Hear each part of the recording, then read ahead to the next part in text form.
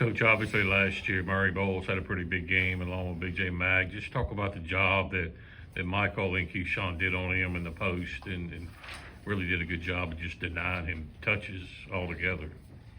Yeah, I love his game. Got a lot of respect for him and how he competes and how he goes about his craft.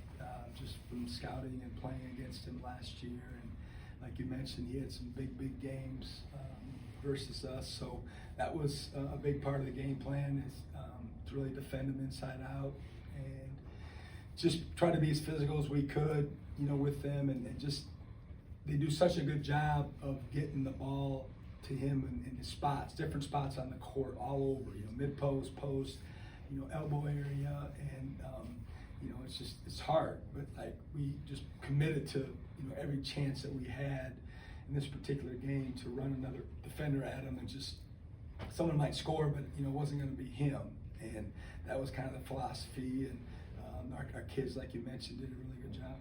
We'll go middle, second row with Sam. Chris, the team went on a 10-0 run to close the first half, and I think all 5 of the buckets came in dunks or layups, and 3 of them came off of turnovers. Is that kind of that stretch kind of an epitome of where you think this team could be when it's playing at its best, or what it could look like at that point? Yeah, we talked about that in different huddles this afternoon.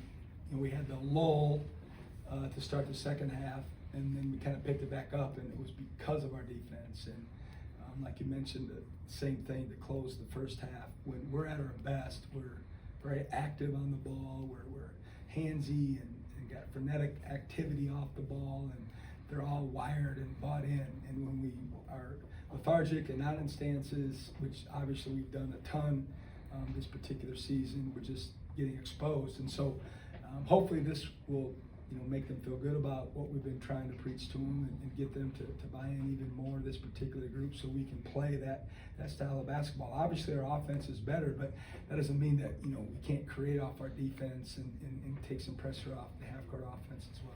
We'll go back left with Danny P. Coach, 18 assists, 10 turnovers. That's really good assist to turnover ratio. What is it when you share the ball like that and limit your mistakes? Yeah, that's been something that this particular team has done a good job of. Almost every game we've had 3 or 4 games where it hasn't been a low number in terms of percentage. We've shared the ball all year long. I mean, that's not even a big percentage for this team. 18 off of 36 baskets. But I thought at halftime we talked to Mook specifically about overpassing. Like, you're standing underneath the goal, go score the ball. And I was like, what are we doing here? I mean, a couple of them were a little, funny at times. Not funny, but you know what I'm saying? Like, what are we doing here? But it was, I'd rather have that problem. I'd much rather have that problem than the other problem, which, I've had, and certainly some teams have, where, they're not sharing the ball, and overpassing never happens. And so I'd rather fix that. But this group has shown that they're very unselfish that way. Middle, second row with Robbie. Coach, I talked to Keyshawn about this, but it's almost a year since he left the team and was contemplating transferring and all that stuff, and he's really bought in. You talked about it a lot before about what you want of him out of his game. What's been the biggest growth you think from last year at this point to this year that's made him so effective on both ends of the floor? Not to be understated, but he's been healthy. Just to be honest with you, number one is he's never been this healthy this long since he entered college. And, he hasn't been disrupted in his growth and his work in the weight room, his work individually with the coaching staff, with his team, so that's been number one. And then, like you mentioned, he had some rough patches last year, and then put his name in the portal, and I don't think we got a better recruit, no knock on anyone else, out of the portal or in the high school class than him.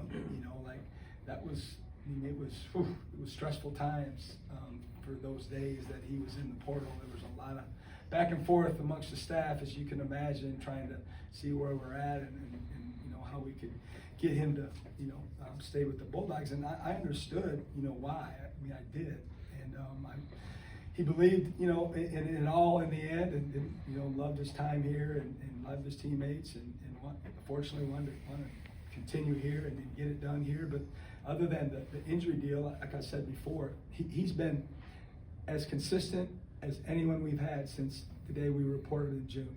I mean, you can ask any one of his teammates. He just brings it every single day. He's got an unbelievable mental approach, and he just competes all the time.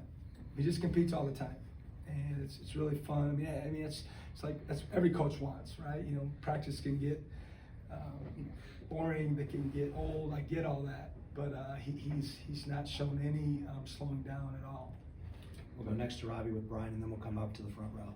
We'll stay with Keyshawn for a minute. When you look at his line, 12 points, 8 rebounds, 4 blocks, 3 assists, only 1 turnover. He stayed out of foul trouble.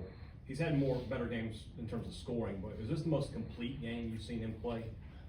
Yeah, maybe. I mean, he was flying around. You know, I don't know if we mentioned he had 4 blocks and 8 shots, so he's very efficient, and he was moving the ball.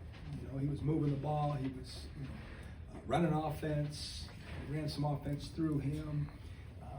You know, it's like what I tell our guys all the time. You know, it's an old cliche, it's, you know, a phrase, but you know, the work will eventually show up. It may not show up the next day or the next game, but if you continue to pound away, that it will surface. And he doesn't have a perfect game every day, but he's been pretty darn consistent. He has way more good games than he does not, and that's because of what he's doing when nobody's watching, and we're trying to get our team, you know, to be like that as a group as well. We'll go across the front row here, Benjamin. The 3-point defense has been a little bit of an issue at times, but in the biggest games, the Pitt game and the Memphis game, you guys have been really good, and same thing today. What were the keys in terms of just, you know, not letting their guards get open and hit those shots? Yeah, we had some data a few weeks ago that ranked us at the bottom of the SEC in contested threes that we've been using with our team quite a bit in the last few weeks to try to shore that up. You know, listen, some of it is luck. Some of it is, you know, they just miss. But at the same time, some of it's bad luck when they make shots that are well contested. So over the course of time, you know, it'll even out. You'll be where you need to be, or you should be, excuse me, eventually. But it usually goes back to, and you hear me say this all the time, I'm like a broken record, but it usually goes back to, in that particular possession, to the point of attack and what we did or didn't do. It's usually a mistake that happened there that maybe doesn't show up for a pass or two, and then you know, they get a wide open look. But the last 3 or 4 games, we've been, you know, better. You know, tonight obviously was really good number-wise, but even the other games we've been getting slowly better at.